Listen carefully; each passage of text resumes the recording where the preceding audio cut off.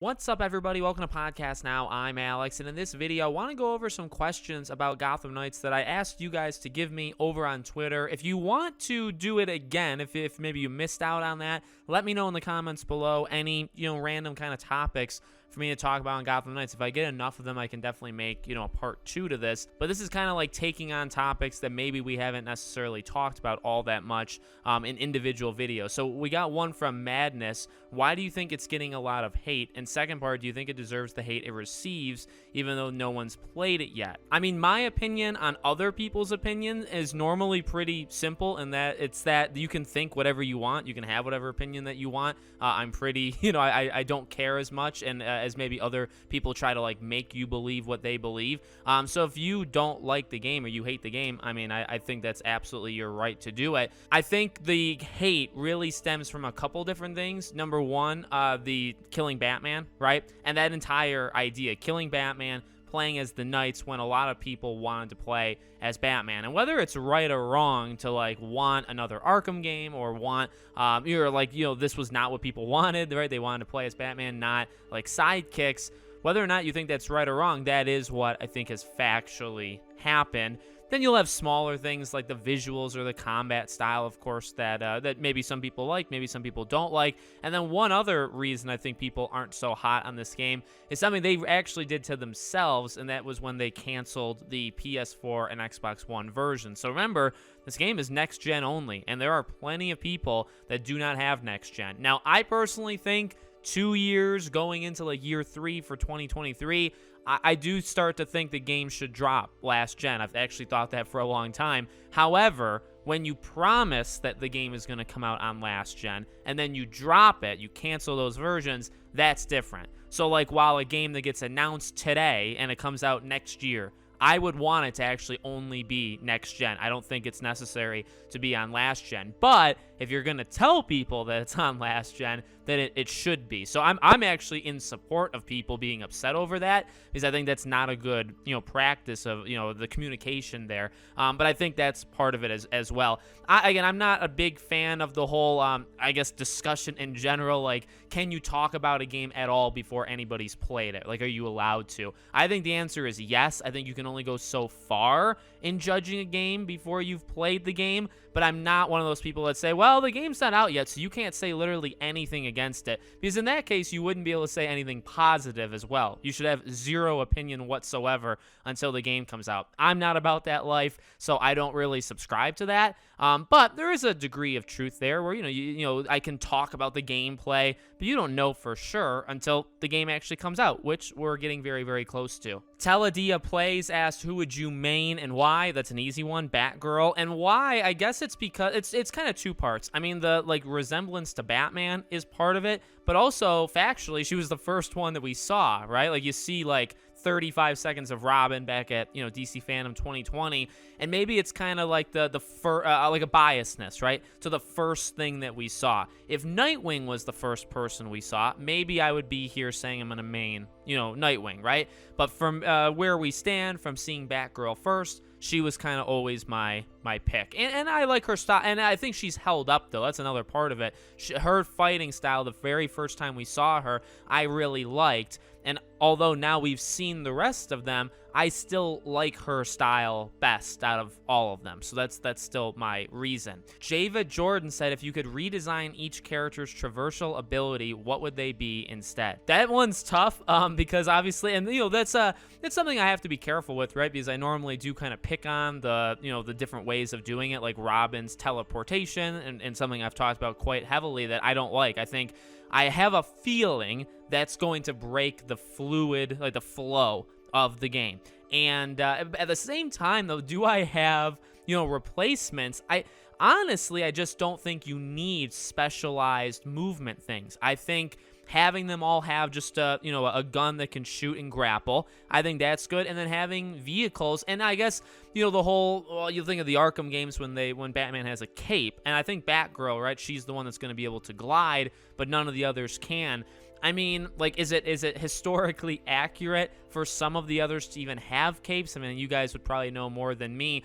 I feel like it should have been, and I get it because they're trying to diversify, and each one is so unique because they have their own, movements, basically, right? How they get around the world is different. I get that. I would have settled if it was the same way of moving from place to place for all four. I would have actually been okay with that. In that case, I honestly think less is more, because I think just the idea of gliding and doing like a zip lining kind of stuff, right? Like the gun. I think that's enough, and I think that's fun enough, and it gets you where you need to go. And I don't think you need to kind of overcomplicate it. Josh asked, "What villains do you think will be in the game?" So I'm gonna kind of keep this one really short, just because we did a villains video, maybe even yesterday from when you guys are seeing it. I at this point, I just want quantity. I don't even necessarily know if I want quality at this point. Just give me, because you have the three that we know, the side villains, you have the Court of Owls. I know people have brought back up like a Ra's al Ghul thing, and in fact, I've even brought it up again. I like the idea of Ra's al Ghul a lot. I've always liked the idea of Killer Croc. I've said it before,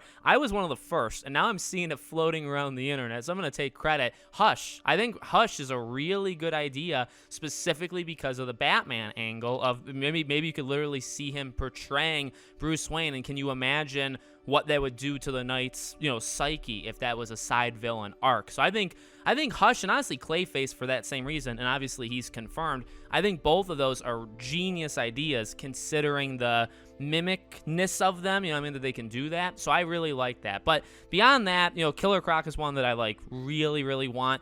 I'm game for any of them at that point. Obviously, we know Joker's not in it, and I would have taken Joker, honestly, as well. Dark Nightmare asked, out of all the additional cosmetics and skins shown off by IGN, which set stands out as your favorite look so far? I think the Year One suits is my favorite of that group. They showed all of them, right? And some of them look really, really cool. Some of them, well, a lot of them I just don't think I'm going to mess with, like, whatsoever. But specifically, and that one stands out in my mind, those Year One suits, I really do like them. I think I like Batgirl specifically, and, maybe that's why I'm maining her, part of the reason too. But they look really cool. Caleb says, are you going to play through the game with one character in its entirety or swap throughout the playthrough? So, and this one's tough because it really, and I've said this before kind of in live streams, it depends on what happens. Like if I have the time or if I get the game early or, something like that where I'm able to play it through, say, more than once, I would want to play it through entirely as just the one character, no swapping. And I guess that would be so I could get the full story and the full reaction to everything in the game with one character. And then I would do it 3 more times, or my wife would do it one of the other times too. So, like that's the way I would prefer.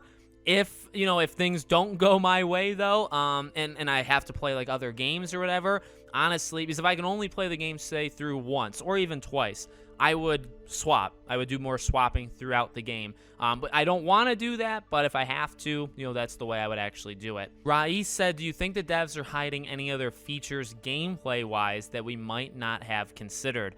Oh man, Gameplay-wise, I honestly think they've shown us a fair amount and the gist of it. I think as the characters get more powerful, but even in like that Red Hood video when they showed the high-powered Red Hood, they show, I believe, right, like the tree, the ability tree, and I think when they hovered over it, you can see kind of the preview box, they show like the characters doing it. So I think we've kind of, in a way, seen what a very powerful, when all the abilities, the gameplay, the actual fighting, when that's all unlocked for Red Hood, we kind of know what that's going to look like. For the rest of them, yeah, it's possible they haven't shown it. I don't think it's like revolutionary. I don't think it's going to be like the biggest thing in the world that they haven't shown yet for gameplay, but that that could absolutely be wrong. Evan said, do you think we could get DLC skins / costumes post-launched based on different outfits from the 80-year history of the Bat family? Yeah, this one's very easy, and I'll say really quickly why. Yes, because it's pretty darn easy, and it basically just shows that they care.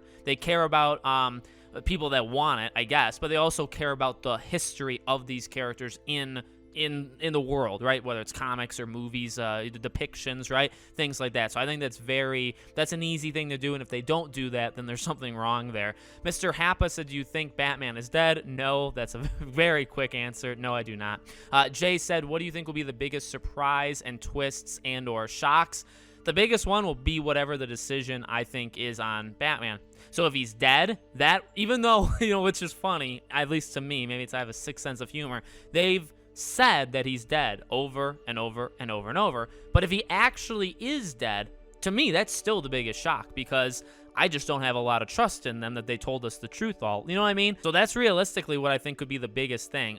If Gordon was alive, I mean, I actually think he's dead. So if he was somehow alive as well, that would be kind of big. And then I guess, however, they would end it with like the Court of Owls. Like if this is a one-off game, which I kind of imagine they figure out the Court of Owls stuff by the end of it. And maybe that's a shock to some. I don't know if it would be a shock to me, but that would be one as well. Logan said, how long do you think it'll be? So I'll give a short answer here because I want to make this a full video. So, Logan gets his own video based off his question. But how long? I'm going to say for the main story, probably somewhere between 15 to 20 hours. And then everything else, maybe you double it. So you're looking at, if you rush through it, right? But yeah, I don't like to use those words because to some people, rushing is not rushing. If you're playing through it, you may be naturally faster than somebody else. You may figure out puzzles faster. But, if the story itself was like 15 hours, and then if you did all the side missions and the villain stuff, right, and collectibles and all that stuff, if you got to 35 to 45, 50 hours, and maybe that's short for a lot of people. I mean, I don't need every open world game to be 100 hours, and I know some people agree with that, some people don't, so that's totally cool. So if I get an open world game that's 30 hours, that's fine, because I can do everything, sink a lot of time, but I don't have to sink like a month and a half of my life into it. And that's just where I'm kind of at in my life. Philip said, do you think they'll add more playable characters in Gotham Knights? I think yes, and I actually talked about this with VG Fight School. So what I think they'll end up doing is they'll do DLC, and they're going to focus, again, my prediction, they'll focus more on villains, but I think there'll be one more playable character through other means. So at some point, I don't think they're going to do that in the game. There was the thought maybe that like Batman, maybe you could play as Batman at the end. I doubt it, to be honest with you, but it's possible. But to me, I think there'll be DLC, and it'll be primarily villains, more villains, which means like the quest line, but they may throw in one more playable character with that. Still, honestly, I would say kind of unlikely, but I think villains are way more likely than getting another playable character. And then the Black Pearl Lover 24, hey Alex, do you think the game will have any references or Easter eggs to the movies? I don't know, maybe movies. I think obviously comics, right? Like I think there's going to be a lot of things, and to be honest with you, I'm not the right person, to ask that or to even go to talk about the Easter eggs after the fact, unless they do some sort of tie-in Easter egg wise with the Arkham games, with the past Arkham games. Then I would be able to hang in there and I would know. But if they're going to do some like super deep cuts of like comic lore and stuff, I'll probably catch them by going on Twitter and having other people say it, and then I'll know. But I mean, I probably won't be able to figure it out in the moment. So there you go. Thank you all so much for the questions. This was a lot of fun. Hopefully you guys had fun with it. If there's anything else, if you guys had questions that I did not answer, I answered everyone that asked me. So if there's anything else you want me to talk about, leave a comment. Maybe we can do a part 2 next week. And, we're almost there, so we don't have much longer to do this. Thank you for watching, and I'll see you all on the next one.